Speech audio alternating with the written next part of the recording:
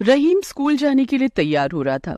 बकरीद में कुछ ही दिन बचे थे, इसीलिए रहीम के पिता कुछ बकरियां खरीद कर लाए थे और उन्हीं बकरियों में से एक ने बच्चा भी दिया था। और उसी बच्चे के साथ खेलते खेलते रहीम और उसकी दोस्ती हो गई। मुझे जल्दी से स्कूल खत्म करके घर लौटना होगा। वो स्कूल जाने के लिए घर से निकला और वो बकरे का बच्चा जोर जोर से चिल्लाने लगा। क्या बात है, मैं जल्दी ही चला आऊंगा, तुम चिंता मत करो। ये बोलकर रहीम स्कूल की ओर चलने लगा। कुछ देर बाद उसने पीछे मुड़कर देखा तो उसे पता चला कि इतनी देर से वो बच्चा उसके पीछे पीछे आ रहा है। अरे ये क्या, तुम मेरे पीछे पीछे इतनी दूर चले आए? तुम मेरे साथ स्कूल जाना चाहते हो क्या? लेकिन हम तुम्हें स्कूल कैसे ले जा सकते हैं? रहीम ने थोड़ी देर सोचा और फिर बकरे को गोद में उठाकर स्कूल ले गया। वो क्लास के अंदर घुस गया और बकरे को देखकर सारे बच्चे हंसने लगे। अरे देखो देखो, रहीम एक बकरे को क्लास में लेकर आया है। अरे रहीम, ये खेत नहीं है जो बकरे को लेकर चला आया है। क्या करूं भाई, ये जिद कर रहा था। हाँ तो अब इसको भी पढ़ना लिखना सिखा दे। रहीम बैठ गया, बकरे को अपने पास बिठाया। रहीम ने उसका नाम चिंटू रखा था। ए चिंटू सुन, अब सर आएंगे, सर ने तुझे देख लिया तो वो मुझे डांटेंगे, चुपचाप रहना हाँ, और शोर मत करना, समझ गया? बकरे ने अपना सिर हिला दिया। कुछ देर बाद क्लासरूम में टीचर आए। टीचर का नाम शरीफुल आलम था। शरीफुल सर की क्लास में घुसते ही सभी खड़े हो गए। Good morning sir. Good morning, बैठ जाओ सब लोग और कल जो पढ़ाया था वो रिवाइज करो। ये बोलकर शरीफुल सर बैठ गए। अब देखना सर क्या मस्त सो जाएंगे यहाँ। और कुछ ही मिनट के अंदर शरीफुल सर सो गए। रहीम पढ़ता रहा। कुछ देर बाद उसे पता चला कि चिंटू उसके पास बैठा हुआ है ही नहीं। अरे चिंटू, चिंटू कहाँ गया तू? चिंटू! तब तक चिंटू शरीफुल सर के पास पहुंच गया था। सत्यानाश! चिंटू शरीफुल सर के पास गया और उनका पैंट पकड़कर खींचने लगा। अरे कौन है, कौन है? क्लास के बच्चे हंसने लगे। शरीफुल सर बकरे को देखकर हैरान हो गए। अरे ये बकरा कहाँ से आया? सर वो मेरा है, गलती से मेरे पीछे पीछे स्कूल चला आया है। इसे ले जा और अपने पास रख। स्कूल में बकरा लेकर आया है, आजकल के बच्चे। शरीफुल सर ने रहीम को बहुत डांटा, लेकिन मन ही मन वो सोचने लगे। कुछ ही दिन बाद बकरीद है और इस बकरे में टेस्ट बहुत होगा। शरीफुल सर की आंखों में लालच साफ दिखने लगा। स्कूल खत्म हो गया और सभी अपने अपने घर चले गए। रहीम भी घर चला गया और उस बकरे के साथ खेलने लगा। रहीम के पिता आए। क्या रहीम हमेशा इस बकरे के साथ खेलता रहता है? इसे अपनी माँ के पास रहने दे। नहीं अब्बू, ये मेरे साथ खुश है, ये मेरा बकरा है, इसे मैं मरने नहीं दूंगा। ठीक है, नहीं मारेंगे तेरे बकरे को, खुश? अगले दिन रहीम फिर से स्कूल जाने की तैयारी करने लगा और फिर से चिंटू रहीम के पीछे पीछे स्कूल चला गया। और ऐसे ही हर रोज चिंटू स्कूल जाने लगा। शरीफुल सर ने एक दिन कहा, ये बकरा हर रोज स्कूल आता है, लगता है ये इस साल एग्जाम में फर्स्ट आएगा। शरीफुल सर घर गए तो उनकी बीवी ने उनसे पूछा, क्या बात है, बकरीद में और कुछ ही दिन बाकी है, आपने अभी तक बकरा खरीद कर नहीं लाया? अरे इस साल खरीदना नहीं पड़ेगा मोहतरमा। तो क्या आपको मुफ्त में मिल जाएगा? अरे हाँ, ऐसा ही कुछ सोच लो। इस साल नवजात बकरा लाऊंगा, उसमें बहुत ज्यादा टेस्ट है। अरे वाह, छोटे बकरे में तो सच में बहुत टेस्ट होता है, उसे खाकर तो मजा ही आ जाएगा। उधर रहीम उस बकरे के लिए अपने कमरे में अलग से एक जगह बना रहा था। उसके साथ रहीम की एक अलग बॉन्डिंग बन गई थी। सुबह उठकर रहीम ने देखा कि वो बकरा उसके बिस्तर पर सोया हुआ है। अरे ये यहाँ कब चला आया? लगता है इसे बिस्तर पसंद आया है। ठीक है, आज से तो यहीं सोएगा मेरा दोस्त। रहीम उस बकरे के साथ हमेशा रहने का सपना देख रहा था और दूसरी ओर शरीफुल सर उस बकरे को खाने का प्लान बना रहे थे। और इसी तरह बकरीद और पास आ गया। शरीफुल सर की बीवी ने उनसे कहा, कल बकरीद है, आपने बोला था कि आप छोटा बकरा लाओगे, लेकिन अभी तक नहीं लाए। अरे आज लाऊंगा ना, जरा इंतजार करो। शरीफुल सर स्कूल चले गए। अगले दिन स्कूल में बकरीद की छुट्टी थी। रहीम उस बकरे को साथ लेकर आया था। रहीम, कल बकरी ईद है, अपने लाडले चिंटू को जरा संभाल कर रखना, पता नहीं कौन काट के खा जाए। नहीं, मैं ये होने नहीं दूंगा, मेरे चिंटू को कोई हाथ नहीं लगाएगा। शरीफुल सर क्लास में आए और पढ़ाने लगे। उनका पूरा ध्यान चिंटू पर ही था। क्लास खत्म होने के बाद सभी जब अपने अपने घर जा रहे थे, तब शरीफुल सर ने रहीम से कहा, अरे रहीम, जरा टीचर रूम में जाओ और मेरा पेन ले आ, वो रह गया है। और इस बकरे को लेकर मत जा, टीचर रूम में गंदगी करेगा। रहीम बकरे को वहीं रखकर टीचर रूम गया और तभी मौका देखकर शरीफुल सर ने एक बड़ा बैग निकाला और उस बकरे को उसमें भर लिया और फिर उसे स्कूल के पीछे छुपा दिया। कुछ देर बाद रहीम आया। सर, आपका पेन तो कहीं नहीं है। ओह अच्छा, तो फिर मैंने ही ले लिया होगा। ठीक है, अब मैं चलता हूँ, ईद मुबारक। शरीफुल सर वहाँ से चले गए। जाते वक्त स्कूल के पीछे से उस बैग को उठाकर ले गए और रहीम चिंटू को ढूंढता रहा। चिंटू, चिंटू, कहाँ है तू? चिंटू। रहीम चिंटू को ढूंढ नहीं पाया। वो दिन भर उसे ढूंढता रहा। रात को वो सिसक सिसक कर रोने लगा। मेरा चिंटू कहाँ गया? रो मत बेटा, वो कहीं चला गया होगा। नहीं, मेरा चिंटू मुझे छोड़कर कहीं नहीं जाता है, जरूर उसे कोई उठाकर ले गया होगा। रहीम अल्लाह के पास दरख्वास्त करने लगा। अल्लाह, अगर कोई चिंटू को कुछ करे तो आप उसे सजा देना। अगले दिन सभी बकरीद की जश्न में लग गए, लेकिन रहीम का मन उदास था। उधर शरीफुल सर बकरे को काट कर खा गए। आज तो मजा आ गया। सच में छोटे बकरे में बहुत टेस्ट है। उधर रहीम रोते हुए दिन भर अल्लाह से दुआ मांगने लगा। अल्लाह, आप उसे सजा देना, आप उसे सजा देना अल्लाह। अगले दिन सभी स्कूल पहुंच गए। रहीम दुखी था। क्या बात है रहीम, आज चिंटू तेरे साथ नहीं आया? रहीम ने सब कुछ बताया। सभी बहुत दुखी हो गए। इतने में शरीफुल सर क्लास में आए। अरे रहीम, ईद अच्छा गया ना? तेरा बकरा कहाँ है? शरीफुल सर ने जानबूझकर ये सवाल किया। रहीम ने कहा, परसों से वो मिल नहीं रहा है, लगता है किसी ने बकरी ईद में उसे कुर्बान कर दिया। लेकिन अल्लाह उसे सजा देंगे। जिसने भी मेरे चिंटू को खाया होगा वो कभी बात नहीं कर पाएगा, वो बकरे की तरह ही बात करेगा। ये सुनकर शरीफुल सर बहुत जोर से हंसने लगे, लेकिन उनके मुंह से बकरे की आवाज निकली। मैं। सभी चौंक गए। अरे ये क्या, सर क्यों बकरे की आवाज निकाल रहे हैं? मैं। अब जाकर रहीम को सब कुछ समझ में आया। सर, इसका मतलब आपने ही मेरे चिंटू को खाया है? मैं। क्लास के सभी बच्चे मिलकर शरीफुल सर को भगाने लगे। मैं। शरीफुल सर बकरे की आवाज निकालते हुए भागने लगे। मैं। अपनी खुशी के लिए किसी को मारकर खाना अच्छी बात नहीं होती है। आज ये शरीफुल सर को पता चल गया। वो और उनकी बीवी फिर कभी बात नहीं कर पाए, बस बकरे की आवाज निकालते रहे और इसी तरह उन्हें सजा मिली। रहीम को अपना बदला मिल गया। इसके बाद से वो हर एक बकरे को अपना दोस्त बनाने लगा और खुश रहा।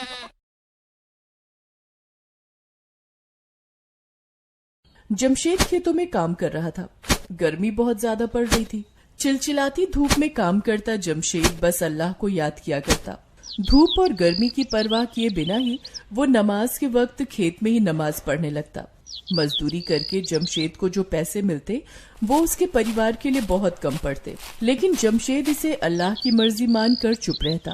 जमशेद के परिवार में उसकी पत्नी फरजाना, 4 साल का बेटा उमेर और 7 साल की बेटी माहम रहते थे। काम करते समय जमशेद को माहम की बातें याद आ रही थी। माहम ने आज सुबह ही जमशेद से कहा था, अब्बू इस बार बकरीद पर मुझे नया सरारा सूट चाहिए। उमेर ने भी नए कपड़ों और नई टोपी की डिमांड कर दी थी। बेचारा जमशेद सोच रहा था, मैं बच्चों के लिए नए कपड़े कहाँ से लाऊंगा? मालिक रोज जितने पैसे देते हैं उतने में तो बस हमारा 2 वक्त का खाना पीना ही हो सकता है। मुझे मजदूरी के अलावा कुछ और काम भी करना होगा जिससे बकरीद से पहले कुछ पैसों का जुगाड़ हो जाए। बकरा न सही, कम से कम बच्चों के लिए नए कपड़े तो आ ही जाएंगे। उस दिन जमशेद जब काम से घर लौटता है तो फरजाना से कहता है, मैं सोच रहा हूँ कि मजदूरी के अलावा कुछ और काम भी कर लूँ। कुछ और काम करने के लिए तुम्हारे पास वक्त कहाँ है? शाम को जब खेत पर काम पूरा हो जाएगा तब मैं उधर से ही जंगल निकल जाऊंगा। जंगल से थोड़ी लकड़ियां काट कर ले आऊंगा और उसे बेचता हुआ रात को घर आ जाऊंगा। लेकिन इन सब में तुम बहुत थक जाओगे।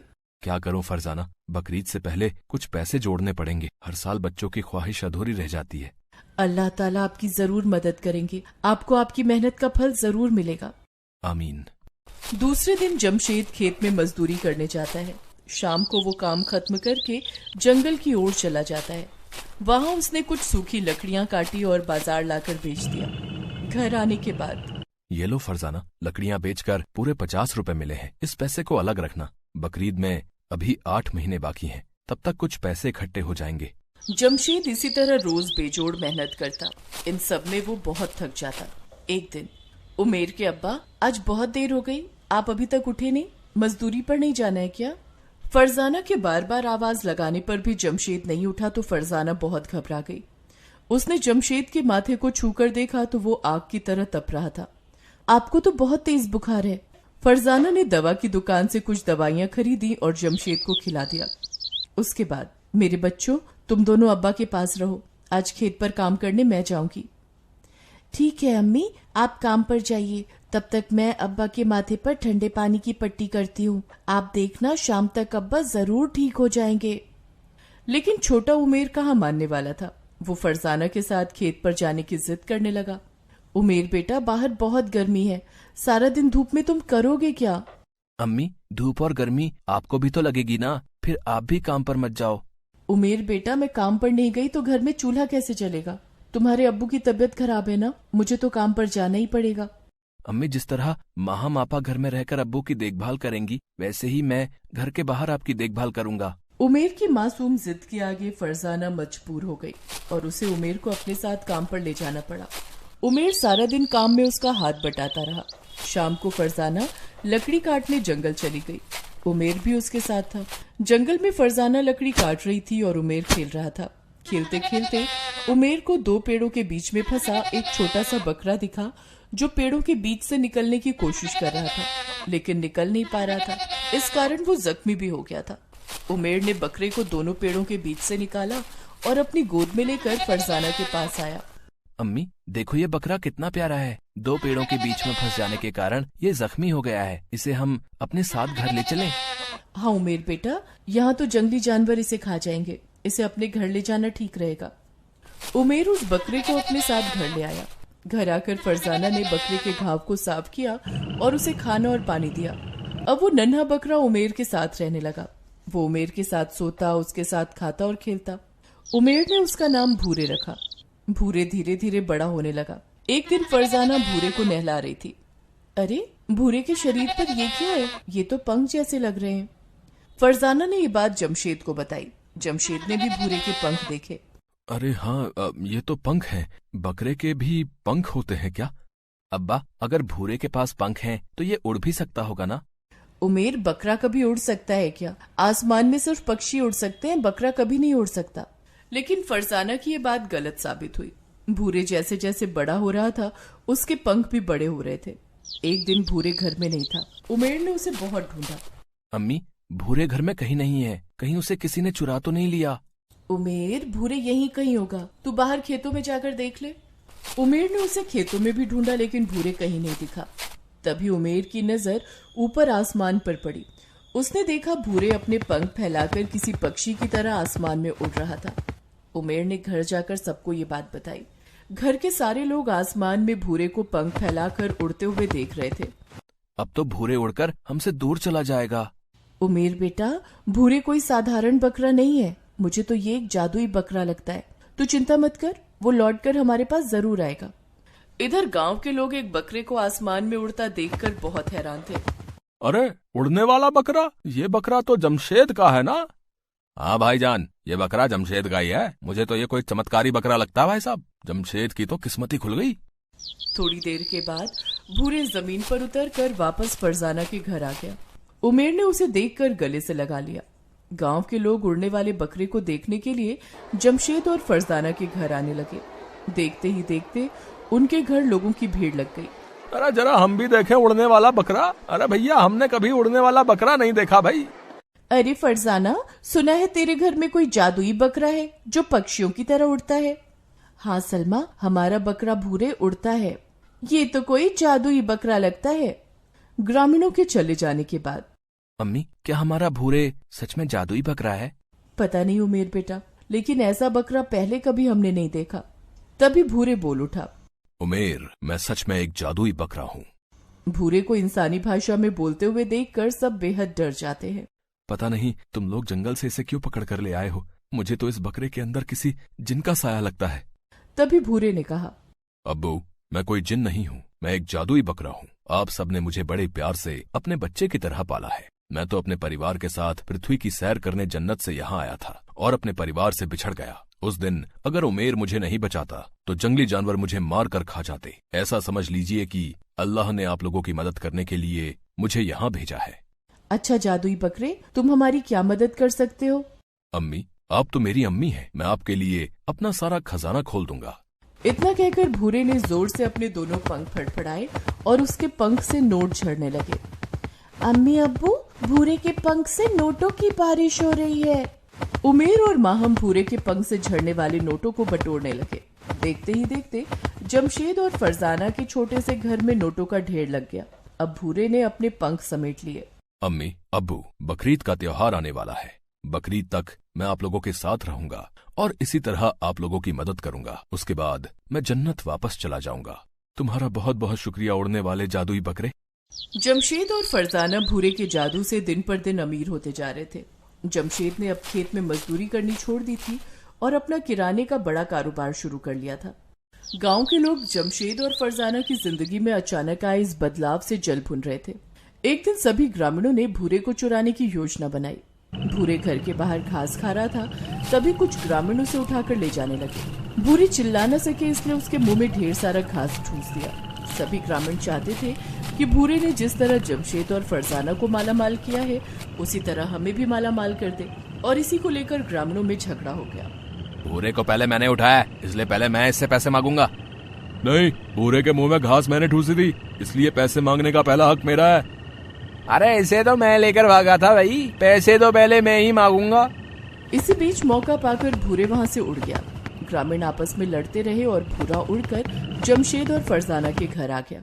वहां आकर उसने कहा, अम्मी, अब्बू, गांव वालों के मन में लालच आ गया है। अपने लालच में वो मेरा कत्ल भी कर सकते हैं। मेरा अब इस गांव में रहना ठीक नहीं है। अब मुझे यहाँ से जाना होगा। परसों बकरीद का त्योहार है। मैंने सोचा था कि बकरीद का त्योहार आप लोगों के साथ मनाऊंगा, लेकिन अब ये मुमकिन नहीं। गांव वालों ने मुझे अगवा कर लिया था, इसलिए मैं अब यहाँ से जा रहा हूँ। भूरे के मुंह से ये सब सुनकर उमेर उससे लिपट गया। नहीं, मैं तुम्हें कहीं नहीं जाने दूंगा। उमेर, जब तुम मुझे याद करोगे तो मैं तुम्हारे पास आ जाऊंगा, लेकिन अभी मुझे जाना होगा। मेरे घर वाले भी मुझे याद कर रहे होंगे, लेकिन जाने से पहले मैं आप सबको कुछ देना चाहता हूँ। इतना कहकर भूरे ने जोर से अपने पंख फड़फड़ाए। उसमें से ढेर सारे रुपए पैसों के साथ साथ सोने चांदी हीरे मोती झड़ने लगे। इतने सारे रुपए पैसे, सोने चांदी? हाँ अम्मी, ये सब आप लोगों के लिए है। अच्छा, अब मैं चलता हूँ। तुम्हारा बहुत बहुत शुक्रिया भूरे, तुम हमें बहुत याद आओगे। भूरे आसमान में उड़ गया। भूरे के दिए हुए रुपए पैसों और सोने चांदी से जमशेद और उसका परिवार गांव में सबसे अमीर हो गया। उन्होंने बड़े धूमधाम से भूरे को याद करते हुए बकरीद का त्योहार मनाया।